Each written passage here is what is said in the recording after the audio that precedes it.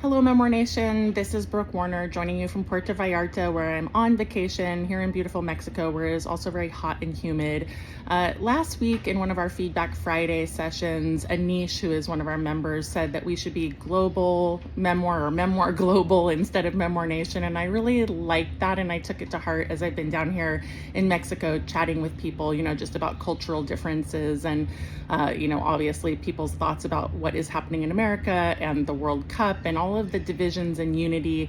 And I thought I would use today to talk about the ways in which we write about other cultures specifically. So it does fall under the topic of sensitivity. Sensitivity, of course, is a broad umbrella.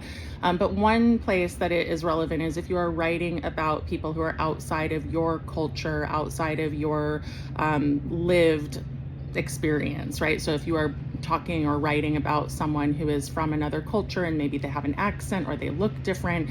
And so because I work with a lot of memoirists who, of course, want to do this and are careful and want to do it well, I always am going to recommend a sensitivity reader.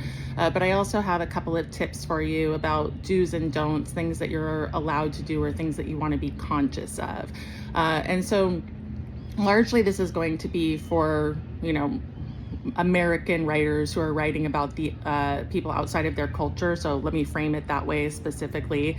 And so number one is if you are writing about someone who has an accent in your book, and certainly that could be an accent from anywhere, you can phonetically spell out how people speak, and that is not culturally inappropriate as long as it's handled with care, right? So if it is in any way meant to be derogatory, then that's not going to work. But if it's meant to be touching, for instance, if you have a character who says "is beautiful" and you write out EES to show that they have an elongated I for is, that could really work and you don't have to avoid it. But again, a lot of that can depends on the context.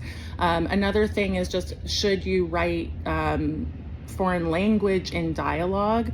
Good question. You always do want to give the English translation, assuming that your primary readership is going to be English speaking readership. So sometimes I do see people giving long sentences of dialogue and then not bothering or wanting, I guess, sometimes to translate it. And sometimes that feels like it's the appropriate thing to do to honor that culture. But if your reader doesn't know the language, then you can really be leaving them in the dark in terms of not understanding. And speaking of dialogue, some people feel very strongly about not italicizing foreign language.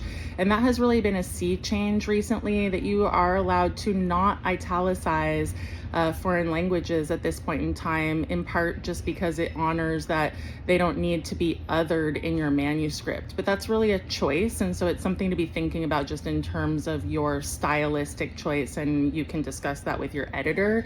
Another thing I want to say to watch out for is always describing the skin color of the people, that are non-white, for instance. This is a common one, of course, that you hear about in fiction, but where your white characters won't be described by their skin color, but your darker characters will be. And so please be mindful of that, because it's not an appropriate way to handle your characters if you are describing everybody, who has darker skin with darker attributes and lighter skin with just nothing.